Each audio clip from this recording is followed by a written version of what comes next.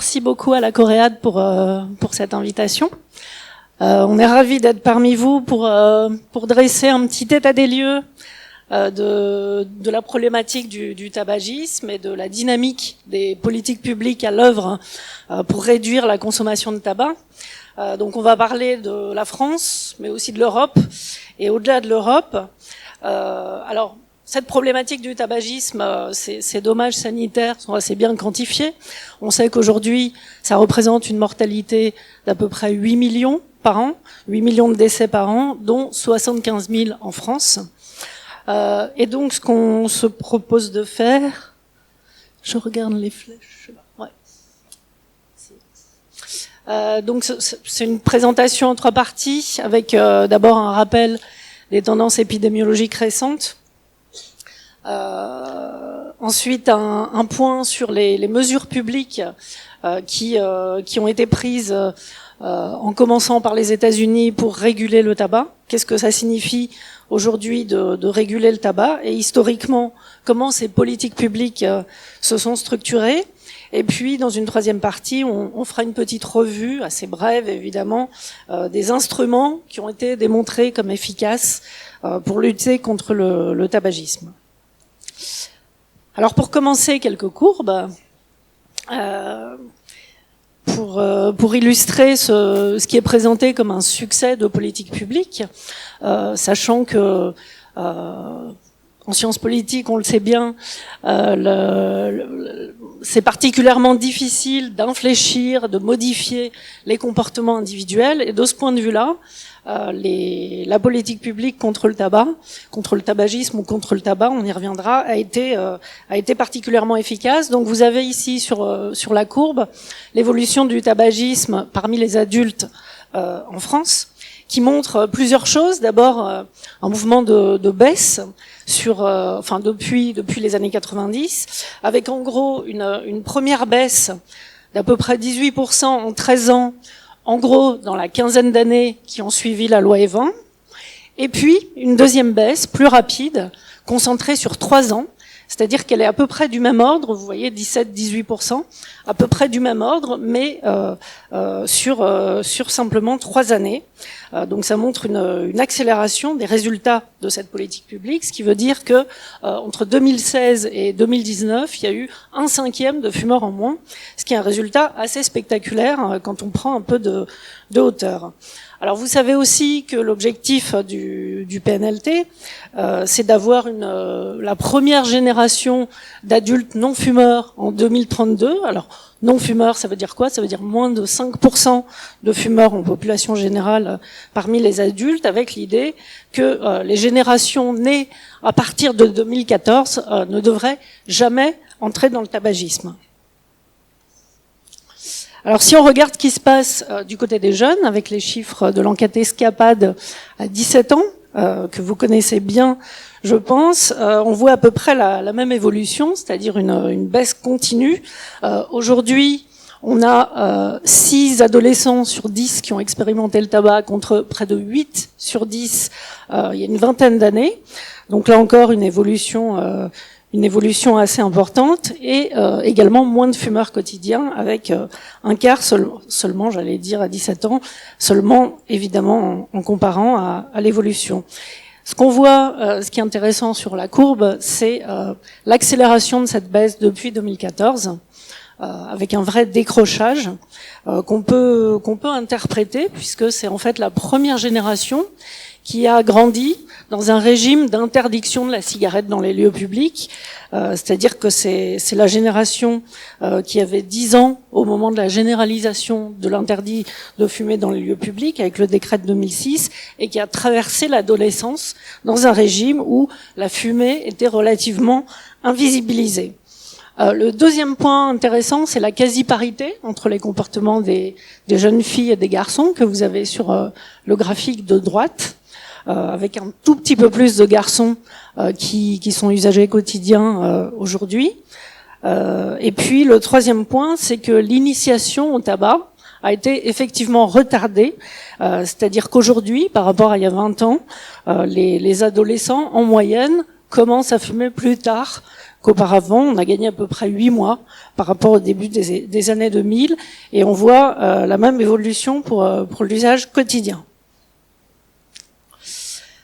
Alors parmi les élèves de troisième, on voit que cette baisse se confirme. Donc là, on est à l'âge de 14-15 ans. Vous voyez là aussi des courbes, des décrochages de courbes qui sont assez intéressants à regarder dans le détail, avec moins 44% d'expérimentateurs en 10 ans, et encore une baisse encore plus prononcée pour le tabagisme quotidien. Donc là, on est vraiment sur une dynamique qui ressemble fortement à une dénormalisation du tabac, qui est corroborée par plusieurs enquêtes en population générale. Alors, au-delà de la France, c'est intéressant de voir que ce mouvement à la baisse, là on est sur le tabagisme au cours du mois, il se retrouve en Europe et aux États-Unis. Vous voyez qu'en 99, la France était au-dessus de la moyenne européenne et qu'elle finit à peu près au même niveau. Et qu'aux États-Unis, la baisse avait été amorcée déjà bien avant, et qu'on se retrouve aujourd'hui avec 3% de fumeurs aux États-Unis et une forme de la courbe états-unienne qui ressemble beaucoup à celle de l'Europe ou de la France. Un petit point maintenant sur cette. On a l'impression qu'il y a une baisse généralisée du tabagisme. C'est le cas dans certaines régions du monde, mais pas toutes. Vous voyez que ça concerne surtout les continents américains, européens et l'Asie du Sud-Est. En revanche, dans les pays du Proche et Moyen-Orient, à droite sur la diapo, et ce qu'on appelle la zone Pacifique-Ouest, c'est-à-dire en gros, c'est surtout des pays asiatiques, puisqu'en Australie, en Nouvelle-Zélande, on n'a pas du tout cette évolution. On voit que il y a vraiment des zones du monde qui sont caractérisées par un tabagisme qui est plutôt croissant. Hop. Voilà. Et donc là, c'est matérialisé par une diapo de l'OCDE. Vous avez le chiffre en blanc qui correspond à 2009, le chiffre en bleu 10 ans plus tard, 2019, et vous voyez que dans la plupart des pays, le chiffre en bleu est en dessous, à quelques exceptions près, et la France que vous pouvez repérer sur la droite, elle est entourée, on voit que c'est un mouvement de baisse qui est assez important, qui est plutôt dans la moyenne des pays où il y a une baisse intéressante. La plus grosse baisse, c'est en Russie, tout à droite, mais ça reste des prévalences qui sont très très élevées quand même. Voilà, une dernière diapo, on en finira ensuite avec les courbes et je passerai la parole à Anne-France sur les évolutions qu'on voit à 16 ans. Donc vous avez la France en rouge dans le bas du tableau. En gros, il peut paraître un peu difficile à lire ce graphique, mais ce que vous avez en abscisse en bas, c'est le tabagisme quotidien à 16 ans 99, et en ordonnée, ce qui se passe 20 ans plus tard. Donc vous voyez que la France, en 99, était dans la moitié droite du tableau, c'est-à-dire parmi les pays les plus consommateurs de tabac à 16 ans, mais elle est devancée par une demi-douzaine de pays européens aujourd'hui qui sont au-dessus. Et c'est une baisse de 20 points. Donc là aussi, si vous regardez les deux diagonales du bas, en vert, on a une baisse de 20 points en France, ce qui est assez spectaculaire. Il n'y a pas beaucoup de pays où il y a une telle inflexion des niveaux de tabagisme.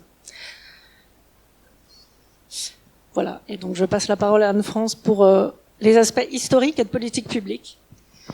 Merci. Alors effectivement, ces tendances générales qu'Ivana vient d'illustrer donnent à voir un mouvement bien engagé aujourd'hui de diminution du tabagisme dans un certain nombre de régions du monde. C'est toujours important de mettre en perspective mondiale aussi, c'est pas le cas partout, mais en tout cas en Europe, en Amérique du Nord particulièrement, cette décrue est très clairement amorcée.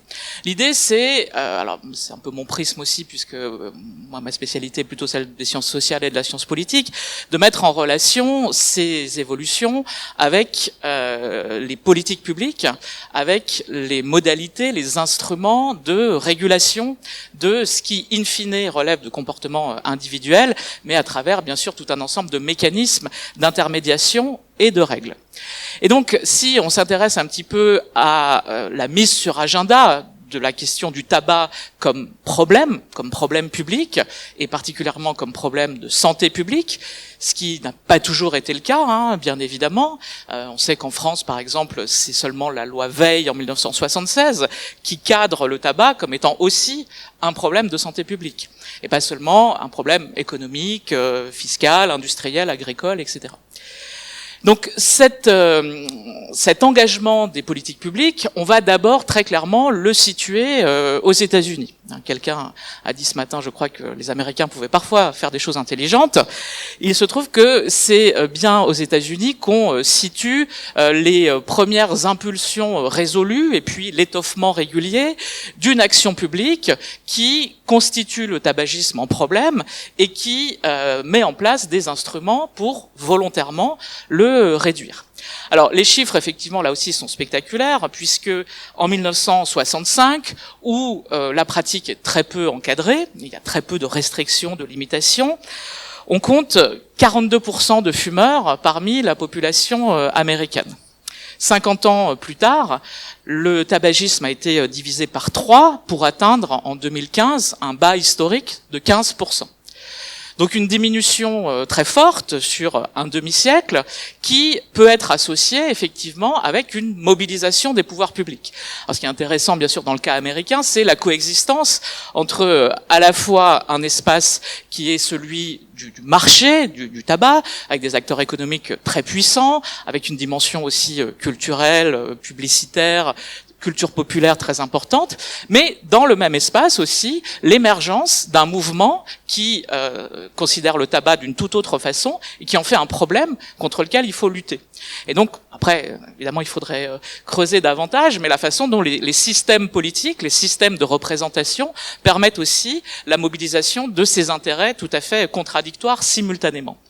Et donc cette mobilisation, elle passe par un constat, bien sûr, le premier rapport du Surgeon General, de l'autorité de santé publique en 1964, qui fait un lien très clair entre le tabagisme et le cancer du poumon.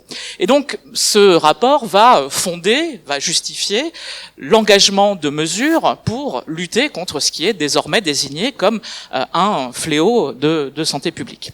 Et donc à partir de là vont s'inventer toute une série de mesures, des familles de mesures qui vont étoffer progressivement la palette d'instruments d'action publique disponibles. Alors, ça commence dans un premier temps par une catégorie de mesures plutôt dans les années, à partir de 1965 et dans les années 70, qui vont consister à agir sur la communication à propos du tabac. Réduire la publicité, contraindre les modalités de présentation, agir donc sur la communication et sur l'image. C'est le cas, ça sera le cas aussi dans d'autres pays qui vont plutôt commencer aussi par cet aspect-là. Donc là, on a une première catégorie d'instruments, ceux qui ont trait effectivement à tout ce qui relève de la promotion, de la communication. Mais pour poursuivre et densifier le mouvement, il y a donc une deuxième famille d'instruments qui va émerger plutôt à partir des années 70, qui là va porter sur la restriction de l'usage dans certains espaces. Donc là, on est toujours dans des mesures de contrainte et de limitation. Le point commun entre toutes ces mesures étant finalement de chercher à réduire et in fine à résidualiser la place, l'existence sociale du tabac dans la société. Donc ça passe par des mesures qui vont cibler des lieux publics fermés, et on sait que cet instrument de la restriction d'usage et de l'interdiction de certains espaces ne va cesser là aussi de s'étoffer, à tel point que va apparaître à un moment la possibilité d'interdire ces usages, y compris dans des espaces privés. Et donc là, on retrouve un effet assez fort du caractère décentralisé du régime politique américain, avec un rôle tout particulier joué justement par les collectivités locales et territoriales, par les États, par les municipalités, qui ont des politiques assez variées. Et d'ailleurs, l'évolution générale de la pratique du tabagisme, elle est hétérogène selon les États, mais quand même globalement la tendance est commune. Et donc la ville de New York, par exemple, on le sait, a été assez pionnière dans la mise en place de smoking bans de plus en plus poussés, qui grignotent de plus en plus finalement l'espace légitime laissé à la pratique du tabagisme. Alors ça nous renvoie à un troisième élément qui est aussi important. C'est le fameux contentieux judiciaire qui a opposé plusieurs États américains à des industriels du tabac, qui s'est traduit par un règlement, donc en justice, avec des pénalités financières assez importantes, et puis avec notamment un des aspects du règlement, c'était l'ouverture des archives, les fameux Tobacco Papers, dont les contenus ont été notamment mis en lumière par différents chercheurs, en particulier le plus connu, c'est certainement Robert Proctor, et son livre Golden Holocaust, qui a mis en avant justement, a mis en lumière un certain nombre de tactiques et techniques de l'industrie du tabac pour produire de l'ignorance à propos du produit. Le fameux mémo des années 1950 d'un industriel, je ne sais plus lequel, qui dit « le doute est notre produit ». Et donc, à partir de là, dans les espaces académiques, se sont aussi développées des spécialités de recherche sur l'ignorance, la production de l'ignorance, ce qu'on appelle l'agnotologie, avec des chercheurs comme, outre Proctor, Noémie Oreskes, par exemple. Et donc, tout ça a contribué à faire évoluer aussi le statut social, la perception du tabac, avec une logique de dévoilement, en quelque sorte. Et de ce point de vue-là, l'effet des États-Unis, il est puissant quand on connaît la force, justement, des industries culturelles, du pouvoir symbolique de ce pays. Et donc, la production d'images, la production de représentations, elle a été puissante, bon, on va pas ressortir le Cowboy Marlboro, mais ça permet de synthétiser, mais elle est aussi puissante dans le sens inverse. C'est-à-dire qu'on a vu quand même, de manière beaucoup plus récente, une sorte de contre-offensive symbolique qui a pour effet de modifier quand même, et de finalement négativiser la perception qu'on peut se faire du produit, pour ses conséquences, pour ses dommages, mais aussi des producteurs du produit et leurs intentions malveillantes, nocives, cyniques, etc. Donc ces effets de dévoilement, ils font partie, d'une certaine manière, du changement du statut du problème public, et ça joue un rôle non négligeable dans une forme de facilitation, je ne vais pas dire de libération, parce que ça reste des rapports de force très compliqués, mais quand même de fluidification des capacités d'action du politique pour intervenir. Et ce qui est significatif, c'est que on a vu apparaître des revendications par des dirigeants politiques, par des gouvernants, d'un objectif non pas seulement de lutte contre les dommages du tabagisme, de réduction du tabagisme, mais de plus en plus un objectif explicite de lutte contre le tabac lui-même. Ivana évoquait la perspective d'une génération sans tabac. On voit de plus en plus des intitulés « Vers un monde sans tabac ». Il y a là cette fois une sorte de mise sur agenda de l'éradication même du tabac. Donc on voit quand même un petit peu le crantage progressif du statut et du statut public et politique du produit, et donc aussi du traitement qui doit lui être réservé. Alors, pour avancer un petit peu, parce que je vais en parler des heures, on va traverser l'Atlantique et voir quelques éléments sur le fait que l'espace européen s'est aussi d'une certaine manière converti à ce qu'on avait appelé la croisade américaine contre le tabac. Alors très rapidement, donc il y a une précocité, une dizaine d'années, une quinzaine d'années d'avance, en gros, des États-Unis dans l'initiative et puis dans l'adoption de certains types de mesures, des catégories de mesures que j'ai évoquées. L'espace institutionnel européen, les institutions européennes, Bruxelles, a pu constituer aussi un lieu de promotion, de mise sur agenda de la lutte contre le tabac. C'est notamment le cas à la fin des années 1980, quand, à la faveur de la présidence française de l'Union, aussi à cette époque-là, François Mitterrand avait chargé Maurice Toubiana de mener le programme Europe contre le cancer, et Maurice Toubiana, pour résumer, avait saisi cette occasion pour porter la question du tabac dans l'arène européenne. Constatant qu'au niveau national, le système décisionnel était assez verrouillé, que les intérêts du tabac avaient suffisamment de relais à l'échelle du pouvoir, il a effectué la tactique assez connue dans les rapports de force du changement d'arène, du jeu d'échelle. Il est passé à l'Europe pour essayer de créer une ouverture là où, au national, c'était verrouillé. Avec l'alliance, d'une certaine manière, de la Commission européenne, qui a trouvé là l'occasion d'étendre son périmètre d'action aux questions de santé, qui ne sont pas normalement de sa compétence, eh bien, tout cela a permis l'engagement d'une dynamique qui a eu l'effet de prendre de vitesse les lobbies, les représentants d'intérêt du tabac, qui, ça fait bizarre de se dire ça aujourd'hui, mais à cette époque-là, n'avaient pas si fortement investi les arènes bruxelloises. Et donc, par cette alliance et cette prise de vitesse, il y a eu une possibilité d'adopter une première directive.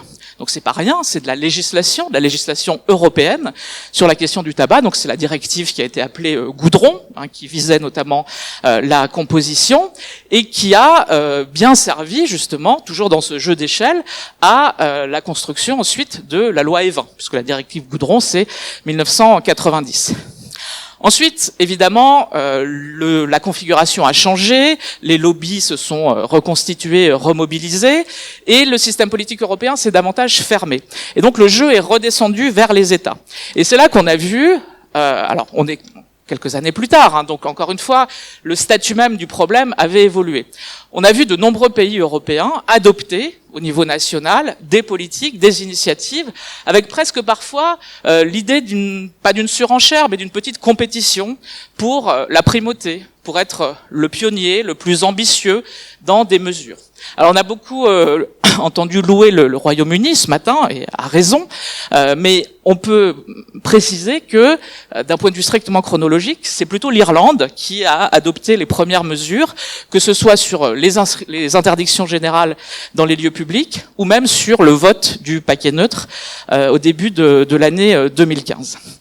Donc, dans ce mouvement, eh bien, les familles de mesures qu'on pouvait voir aux États-Unis ont aussi été appropriées par les différents pays européens, avec un apprentissage aussi des gouvernants, des spécialistes, pour jouer sur différents tableaux et pour faire des espèces de mix de mesures de politique publique, de façon à densifier, d'une certaine manière, la maille de régulation qui saisit le tabac, avec toujours l'idée de restreindre, certes progressivement, mais résolument, l'espace, et notamment l'espace légitime qui est celui du tabac. Et donc, je vais repasser la parole à Ivana pour une très rapide synthèse sur justement ces instruments et ces mesures largement expérimentées dans ces pays où le tabagisme a baissé considérablement. Oui, un petit mot de conclusion chacune. Alors sur les facteurs de réussite de ces politiques de lutte contre le tabagisme, d'abord, en quelque sorte, une trame de conditions de succès pour réussir à infléchir les prévalences d'usage. D'abord, l'augmentation des prix et des taxes. Tous les pays qui ont pratiqué une augmentation significative des prix et des taxes ont vu leur prévalence baisser assez rapidement. Ça a commencé avec les États-Unis, puis les pays scandinaves, puis un certain nombre de pays européens. Ce qui fait dire au sociologue Patrick Peretti-Vatel que c'est l'arme privilégiée de la lutte anti-tabac.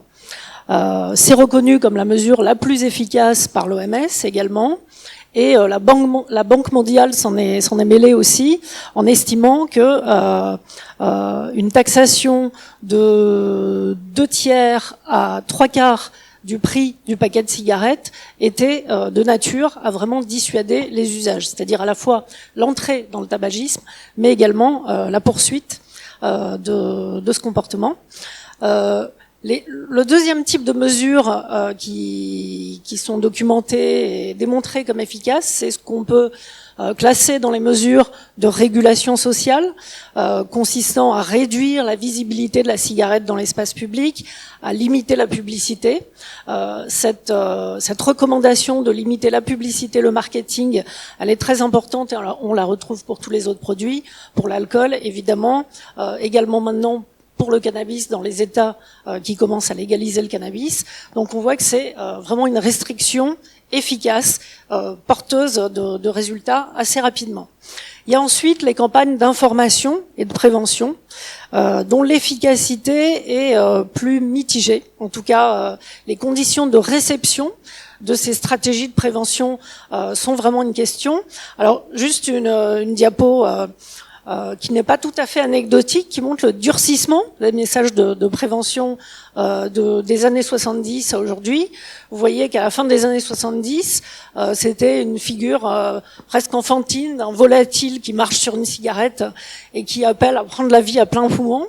On est passé de ça, une représentation presque un peu naïve, à un parallèle entre la dépendance au tabac et une forme d'esclavage sexuel. D'ailleurs, cette campagne a été retirée. Donc vous voyez que la stigmatisation du tabac se lie aussi à travers la tonalité des campagnes de prévention. Et puis, évidemment, on en a largement parlé ce matin, donc on va pas trop insister, nous, là-dessus, l'aide à l'arrêt du tabac, avec la décision en France de rembourser à 65% les substituts nicotiniques et tout ce qui se joue autour de la cigarette électronique en termes de réduction des risques, puisque c'est devenu la réduction des risques a été nouvellement investie aussi par le vapotage. Donc ça va être vraiment un enjeu. On voit que c'est une controverse et que tout le monde n'est pas d'accord sur ce qu'on peut dire des résultats scientifiques, mais en tout cas, ça sera un enjeu décisif pour le prochain PNLT.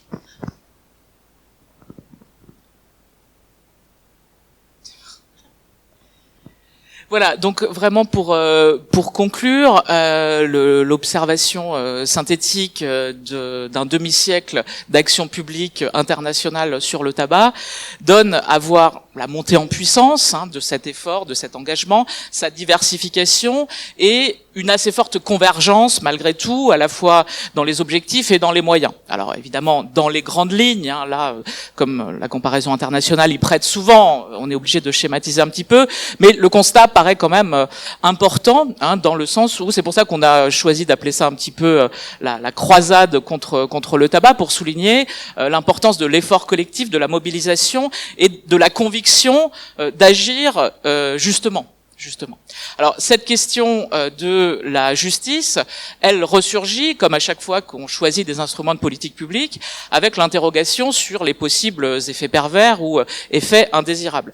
Et c'est vrai que là, on voit bien qu'il y a une préoccupation assez forte qui émerge depuis quelques années sur les effets socio-économiques, à la fois du tabagisme lui-même, avec une polarisation de la consommation et de la résistance à la consommation parmi les catégories les plus défavorisées socio-économiquement, mais aussi des effets socio-économiques, des mesures de lutte contre le tabagisme, à commencer par les mesures de prix, dont Ivana soulignait qu'elles sont largement reconnues comme ayant une forte efficacité, mais avec des effets évidemment budgétaires particulièrement discriminants, proportionnellement discriminants pour les budgets les plus contraints, ce qui ensuite peut poser toute une série d'enjeux, des effets politiques aussi de tout cela, du consentement à l'autorité, de la défiance à l'égard plus généralement du système politique, de ses recommandations, de ses préconisations, pas seulement sur le tabac, mais par exemple plus largement en matière de santé publique.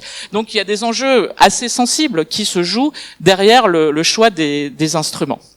Alors, reste sans doute aujourd'hui à renouveler l'énergie, le carburant, si je puis dire, de ce mouvement, puisque aujourd'hui, il y a énormément de connaissances, il y a énormément d'outils, d'instruments, il y a beaucoup de résultats. La question, c'est comment fait-on pour cranter encore davantage ? On voit bien que c'est un mouvement qui s'est déployé de manière non pas brutale, mais progressive, voire incrémentale dans certains cas. Comment est-ce qu'on réussit à passer les prochains caps ? Et donc là, il y a des choses qui commencent à être assez intéressantes sur la question de l'entrée ou de la non-entrée dans le tabagisme. Je crois qu'à l'OFDT, vous avez une donnée aussi sur l'effet propre qui serait celui du paquet neutre. Non, tu veux en dire un mot ? C'est l'effet combiné du paquet neutre et des hausses de prix. Justement, c'est une publication qui devrait paraître incessamment sous peu, qui montre que, au-delà de la hausse des prix qui est très efficace, combiner la hausse des prix et le paquet neutre a un effet propre qui démultiplie les chances de réduire de quelques points les prévalences d'usage de tabagisme chez les jeunes. Voilà, et vraiment pour terminer, la question qui se pose maintenant, qui ne se posait pas il y a encore assez peu de temps, c'est l'éventualité même de se donner désormais comme objectif la disparition du tabac et comme instrument éventuel de cette disparition, celui de l'interdiction. Le cas néo-zélandais, l'intention déclarée par le gouvernement néo-zélandais d'interdire la vente de tabac aux particuliers est intéressante de ce point de vue-là, à voir comment ça se met en place, etc. Mais j'évoquais le grand âge des représentations, des cadrages, de l'espace des possibles. On voit que désormais, cette question est posée, commence à être posée, et donc de toute évidence, le mouvement d'action publique n'est pas terminé. Merci à vous.